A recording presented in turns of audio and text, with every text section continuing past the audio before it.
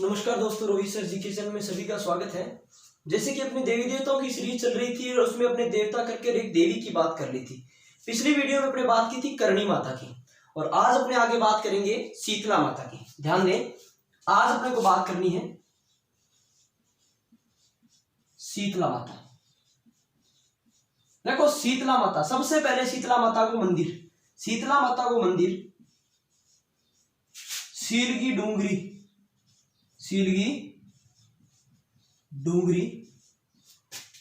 साक्षू जयपुर में, पड़े हुए। देखो एक शीतला माता है, एक है शीला माता, दोनों अलग अलग है। पहला आप बात करते हैं शीतला माता की, फिर बात कर लेंगे शीला माता की। शीतला माता सवारी गदा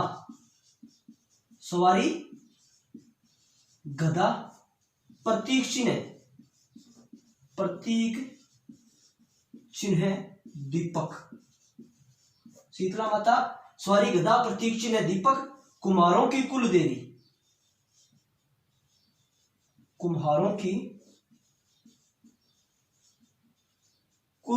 किसे कहते हैं? शीतला माता को। शीतला माता, इनके उपनामों की बात करें तो इन्हें बच्चों की संरक्षिका,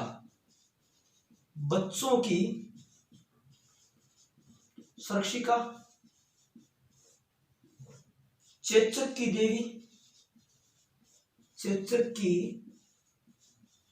देवी, महामाई, सेडल माता। तो ये सारे किसके उपनाम हो गए? शीतला माता। शीतला माता बच्चों की सुरक्षिका, चेचक की देवी, महामाई देवी, सेडल माता, ये किसके नाम है सारे? शीतला माता। शीतला माता कुमारों की कुल देवी, प्रतीक चिन्ह दीपक, सवारी गदा। शीतला माता का जो मंदिर बना हुआ है वो सील की डूंगरी चाकसू जयपुर में है और इस मंदिर का जो निर्माण करवाया था, वो कछवाहा वंश के शासक माधो सिंह द्वितीय ने करवाया था। माधो सिंह द्वितीय की बात करें तो पैसे वाला राजा था। ध्यान रखना, पैसे वाला राजा था।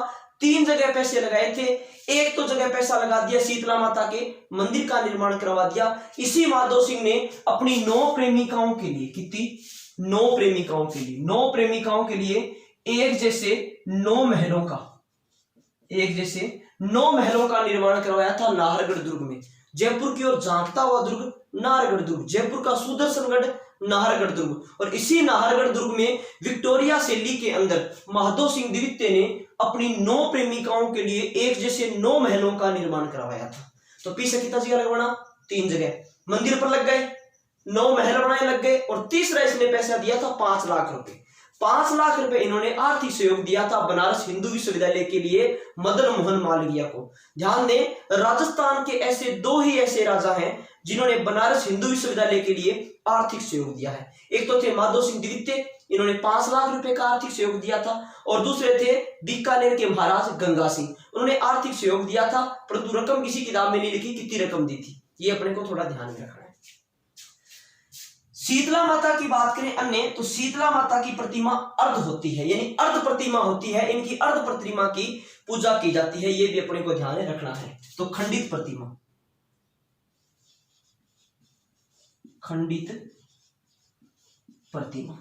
इनके मंदिर में इनकी प्रतिमा कैसी होती है?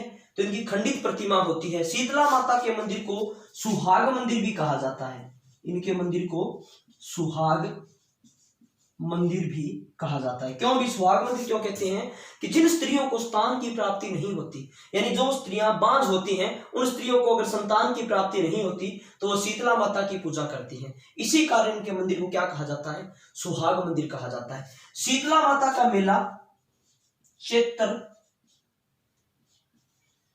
कृष्ण पक्ष की अष्टमी को भरता है। चैत्र कृष्ण पक्ष की अष्टमी, इसी दिन ध्यान रखना बायोसड़ा पूजन होता है। शीतला माता के बारे में बताया जाता है कि एक बार शीतला माता गली से गुजर रही थी तो किसी ने चावलों का गरम गरम पानी शीतला माता के ऊपर डाल दिया था। तो उस दिन शीतला माता आसपास घूम रही थी, घूमते घूमते कुम्हार के घर चली गई और उस कुम्हार ने शीतला माता की अच्छी सेवा की। तो उसके बाद शीतला माता ने कहा कि आज से कुम्हारों की जो रक्षा करेगी वो कौन करेगी? शीतला माता करेगी। अगले ही दिन पूरा का पूरा शहर जलकर राख हो गया था, परंतु घर किसका बच गया था? कुम्हारों का। तो वहां के राजा ने ऐलान कर दिया कि आज के बाद चैत्र कृष्ण पक्ष की अष्टमी को ठंडा भोजन किया जाएगा, जिसे राजस्थानी भाषा में बायसुड़ा पूजन कहते हैं। बासुड़ा पूजन। कि शीतला सप्तमी के दिन यानी एक दिन पहले रात को भोजन बनाकर छोड़ा जाता है और अगले दिन चैत्र कृष्ण पक्ष की अष्टमी को यानी 8 भोजन खाई जाए। दिन क्या बासुड़ा। आप कहते हैं बासुड़ा पूजन है, तो मीठी रोटी सभी की खाई होगी, सभी जानते हैं बासुड़ा पूजन क्या है। आगे देखें, इसके बाद ध्यान दें अन्य बात में शीतला माता की। शीतला माता के जो मेला लगता है चैत्र कृष्ण अष्टमी को, यहीं पर गधों का मेला लगता है लुणियावास जयपुर में। लुणियावास जयपुर।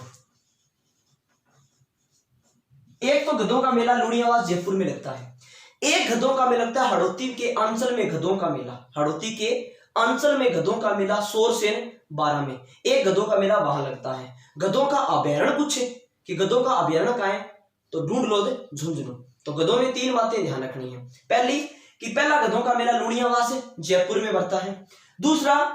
दूसरा गधों का मेला हड़ौती के अंचल में मेला, हड़ौती के अंचल में मेला सोरसेन 12 में बढ़ता है। तीसरा गधों का अभ्यारण्य ढूंढ लो झुंझुनू। और राजस्थान में सर्वाधिक गधे कहां पाए जाते हैं, तो बाड़मेर में पाए जाते हैं। भारत में सर्वाधिक गधे कहां पाए जाते हैं, तो आंध्र प्रदेश में पाए जाते हैं। और विश्व में सर्वाधिक गधे कहां पाए जाते हैं, तो ब्राजील में पाए जाते हैं। ये भी अपने को थोड़े से आंकड़े ध्यान में रखने हैं। तो यहां तक शीतला माता की बात सभी को समझ में आ चुकी होगी। शीतला माता के मंदिर में एक बात अन्य अपने को और ध्यान में रखनी है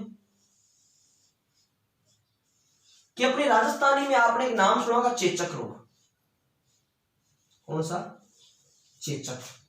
चेचक रोग क्या होता है? ओरी निकल जाए, माता निकल जाए, तो माता निकल जाती है। चेचक की देवी कौन है? शीतला माता। परंतु राजस्थान में इस चेचक रोग को बाहर निकालने के लिए, चेचक रोग को बाहर निकालने के लिए एक गोबर का टोना होता है, जिसे कहते हैं ओका नोका गोना। ओका नोका गोना यानी गोबर का बनाया जाता है टोना, उससे उस बच्चे को जिसको चेचक हुआ है उसको धुई दी जाती है, उससे उसका चेचक बाहर निकल जाता है।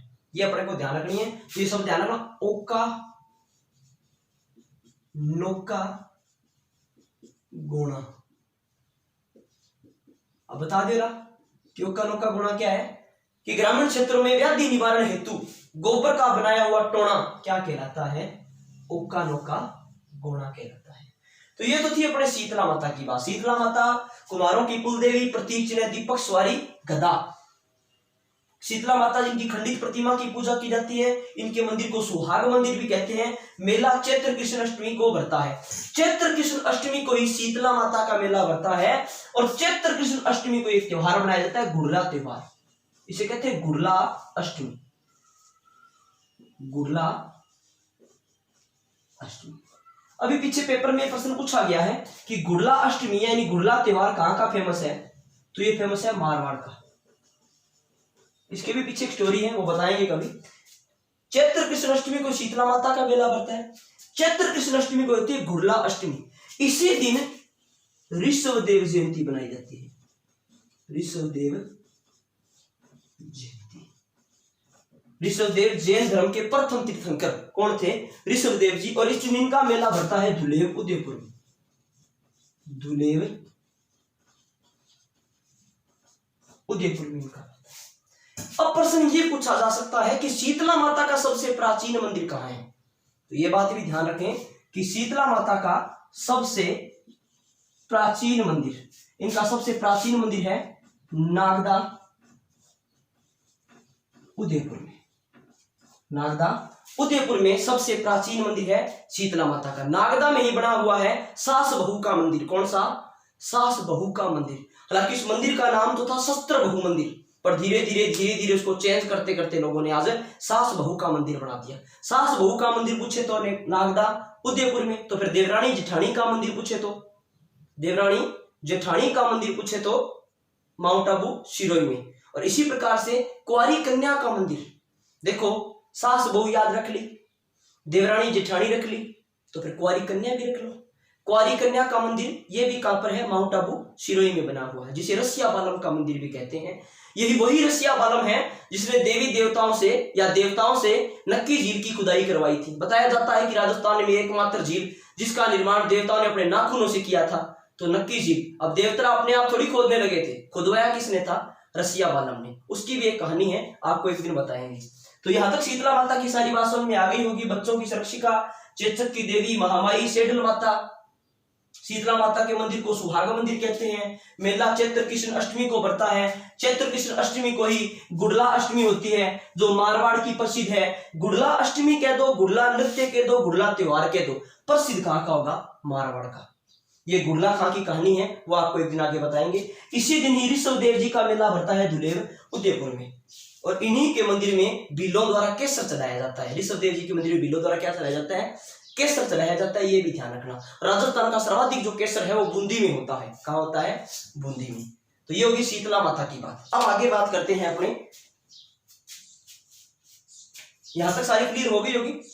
आगे बात करते हैं अपने, इसका स्क्रीनशॉट ले लीजिए, उसके बाद आगे बात करते हैं।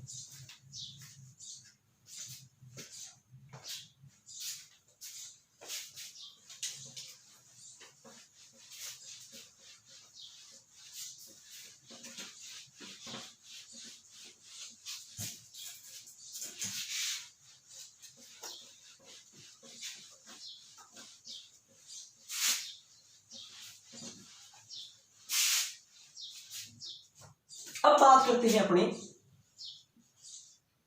शीला देवी की। किसकी, शीला देवी। जयपुर के कछवाहा वंश की इष्ट देवी किसे कहते हैं, शीला देवी को। जयपुर के कछवाहा वंश की कुल देवी तो जमुआ माता, जमुआ माता, जमुआ रामगढ़ में मंदिर है, उनकी भी बात करेंगे। पर इष्ट देवी पूछे तो किसको, शीला देवी। शीला देवी को राजस्थान की दुर्गा, राजस्थान की दुर्गा किसे कहते हैं, शीला देवी को कहते हैं। जयपुर के कछवाहा वंश की इष्ट देवी, जयपुर के कछवाहा वंश की इष्ट देवी किसे कहते हैं, शीला देवी। शीला देवी के मंदिर में ये ध्यान में रखना है कि शीला देवी का मंदिर बना हुआ है जलेबी चौक,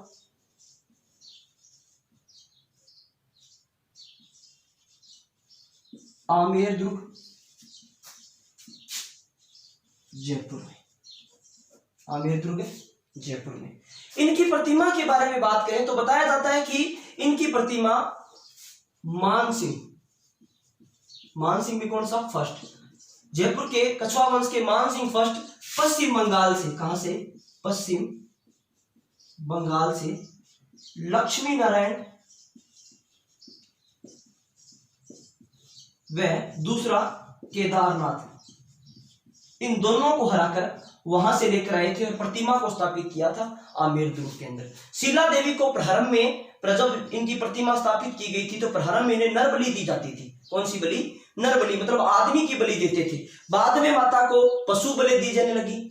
उसके बाद में माता को आज वर्तमान में छाग बलि देते हैं। कौन सी, छाग बलि। छाग बलि का मतलब है कि बकरे के कान की बलि दी जाती है। शीला माता के मंदिर में भक्तों को चरणामृत में शराब दी जाती है। एकमात्र देवी है जिसके चरणामृत में क्या, शराब दी जाएगी, तो कौन सी, शीला देवी। शराब से दो ही माताओं का संबंध है राजस्थान में, पहली शीला देवी, दूसरी जीण माता। जीण माता के मंदिर में जाएंगे तो अपने को शराब चढ़ानी पड़ती है, परंतु यहां पर जब जाएंगे तो अपने को चरणामृत के रूप में क्या मिलेगी, शराब मिलेगी। ये भी अपने को ध्यान में रखना है। तो इनके मंदिर का जो प्रारंभिक निर्माण करवाया था वो मानसिंह फर्स्ट ने करवाया था, परंतु पुनः जो आगे निर्माण करवाया था वो मिर्जा राजा जयसिंह ने करवाया था। और इनके मंदिर में पूरा का पूरा संगमरमर जड़ाने का जो काम किया था वो मानसिंह सेकंड ने किया था 1946 के अंदर। मानसिंह सेकंड ने किया था कब, 1946 के अंदर। इनकी जो प्रतिमा है वो काले संगमरमर की है। किसकी है, काले संगमरमर की है। काला संगमरमर कहाँ का प्रसिद्ध है, राजस्थान में। काला संगमरमर कहाँ का प्रसिद्ध है, भैंसलाना का। कहाँ का, भैंसलाना का प्रसिद्ध है। यहां तक बात समझ में आ गई होगी शीला देवी की, कि शीला देवी के मंदिर में भक्तों को शराब का चरणामृत दिया जाता है। इनकी जो प्रतिमा है वो काले रंग की है। इनकी प्रतिमा कैसी है, काले रंग की है। इन्हें राजस्थान की दुर्गा कहते हैं। जयपुर के कछवाहा वंश की इष्ट देवी किसे कहते हैं, शीला देवी को। शीला देवी की प्रतिमा मानसिंह फर्स्ट मानसिंह फर्स्ट का तो आपने नाम बहुत बार सुना होगा। हल्दी घाटी युद्ध के जो नेतृत्व करता थे यही थे वो मानसिंह फर्स्ट। बताया जाता है ये मानसिंह फर्स्ट बहुत ही खूंखार व्यक्ति आदमी था। आपने कभी क्रिस गेल को देखा है? हाँ बिल्कुल सभी ने देखा होगा क्रिस गेल को। इस मानसिंह की बात करें थोड़ा सा बता देता हूं। इसका जन्म 6 दिसंबर 1550 को मौजमाबाद जयपुर में हुआ था, परंतु इसे 1562 में इन्हीं के दादा भारमल द्वारा अकबर की सेवा में छोड़ दिया गया था। अब देखो जन्म कब हुआ? 50 में। छोड़ा कब गया? 62 में। मतलब कितने साल को? 12 साल। 12 साल का ये व्यक्ति 6 फुट इसकी हाइट थी। 12 साल की उम्र में 12 साल की उम्र में 6 फुट की हाइट का था और बिल्कुल क्रिस गेल की तरह दिखा करता था। जब भारमल इसे अकबर के सामने प्रस्तुत किया तो अकबर भागकर डर कर खड़ा हो गया था कि ओ के आगे भूत सो। तो अकबर को भारमल ने बताया कि सरकार जापना ये मेरा पोता है और आपकी सेवा में छोड़ने के लिए लेके आए। तो अकबर से रहा नहीं गया। अकबर ने कहा मानसिंह की तरफ देखते हुए कि मानसिंह जब खुदा के यहाँ नूर बट रही थी तो तू कहाँ था? कि जब खुदा के यहाँ नूर बट रही थी तो तू कहाँ था? मानसिंह भी तेज था। मानसिंह ने कहा कि सरकार जब खुदा के यहाँ नूर बट रही थी तब तो मैं वहां नहीं था, परंतु जब सूर्य वीरता बट रही थी उस लाइन में मैं सबसे आगे था। यह बात किसने कही थी? मानसिंह। अकबर का सबसे विश्वास पात्र राजा कौन था? मानसिंह था। इसी मानसिंह को राजपूतों में सबसे ज्यादा मनसबदारी दी गई थी। 7000 की मनसबदारी। कितनी? 7000 की मनसबदारी जो सबसे ज्यादा दी गई थी वो मानसिंह को ही दी गई थी। परंतु ध्यान रखे राजपूतों में सबसे पहले मानसिंह को दी गई थी, परंतु अकबर ने सबसे पहले 7000 की मनसबदारी किसे दी गई थी? यह आप मुझे कमेंट बॉक्स में जरूर लिख के बताएंगे कि अकबर ने सबसे पहले 7000 की मनसबदारी किसे प्रदान की थी। तो यहां तक अपने बात कर ली शीला देवी की। आगे नेक्स्ट वीडियो में अपने बात करेंगे नारायणी माता। 2 माता हैं, एक माता के बचपन का नाम नारायणी था और दूसरी नारायणी माता। तो दोनों माताओं के बारे में बात करेंगे। वीडियो को ज्यादा से ज्यादा शेयर करें। अपने जो वीडियो में थोड़ी सी दिक्कत ये आ रही है कि अपने वीडियो को कंटिन्यू नहीं कर पा रहे हैं, लगातार वीडियो नहीं बन रही है, उसके लिए खेद है मुझे। अब आगे से जितनी भी वीडियो बनेंगी वो लगातार आपको एक दिन में पक्का एक वीडियो आपको पक्का मिलेगा। देवियां जैसी कंप्लीट होंगी कमेंट बॉक्स में बता दीजिए सभी कि आपको अगला कल्चर का टॉपिक कौन सा करना है। जो बात समझ में नहीं आ रही है वो आप 2 बार पूछे 3 बार पूछे, मैं बताऊंगा आपसे। कमेंट बॉक्स में जो भी आपको डाउट लगे वो पूछ लिया करो। एक पिछली वीडियो में अपने करनी माता में गुलाब की चर्चा की थी सारी, उसमें एक बात रह गई थी, गुलाबोबाई रह गई थी। अपने गुलाब कौन की बात कर ली थी, गुलाब राय की बात कर ली थी, गुलाब बाग कर लिया था, गुलाब बावड़ी कर ली थी, अपने गुलाबी पोंचा कर लिया था, गुलाबी वस्त्र कर लिए थे। पर उसमें एक बात और ऐड कर लेना, गुलाबोबाई कालबेलिया नृत्य की प्रसिद्ध कलाकार गुलाबोबाई जिनका संबंध अजमेर से है। तो ये भी आप बात नोट कर लेना। नेक्स्ट वीडियो में बात करेंगे नारायणी माता और रानी सती के बारे में। धन्यवाद।